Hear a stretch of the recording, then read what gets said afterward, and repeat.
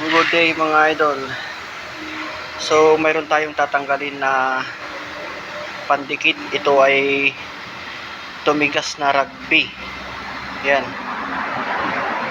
Rugby ito mga idol at tatanggalin natin. So kung nahihirapan kayo magtanggal ng rugby at medyo matatagalan kayo. So ganito lang ang gawin natin mga idol. Bigyan ko lang kayo ng konting idea kung paano ito mapapabilis na tanggalin. So ganito lang siya mga idol. Kuha lang kayo ng thinner. So itong hindi to tubig mga idol thinner ito mga idol, thinner. So ganito lang gawin natin mga idol para mabilis nating matanggal itong rugby na to na nakadikit. Tubigas. So ganito lang. Lagyan nyo lang ng ganyan mga idol. Buhusan nyo lang ng ganyan. Yan, buhusan nyo lang. Tapos antayin nyo lang saglit mga idol.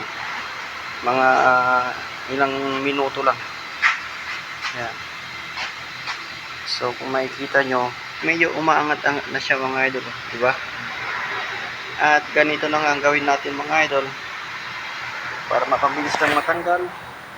Yan. So dito walang rugby ito mga idol, walang rugby. Mahirapan tayo.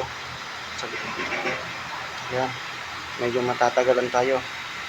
At dito naman sa nilagyan natin ng rugby, makikita nyo, kuha lang tayo ng pamunas. O kaya kahit walang pamunas, pwede na kung kaya ng kamay nyo mga idol. Yan. Diba?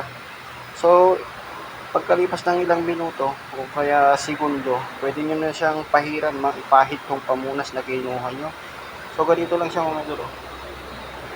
Ano, diba? Bilis lang matanggal. Isang pahid lang, tanggal na mga idol. Isang pahid lang siya, tanggal na siya. Diba?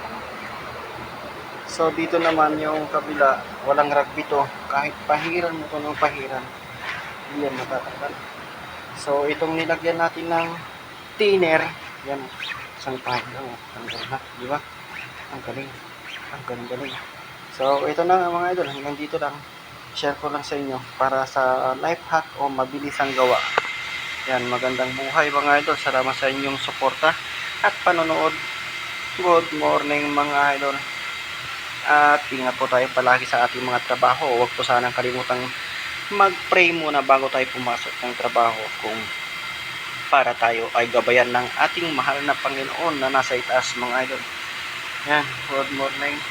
At salamat. Bye mga idol. Please don't forget to like, follow, and subscribe. Bye.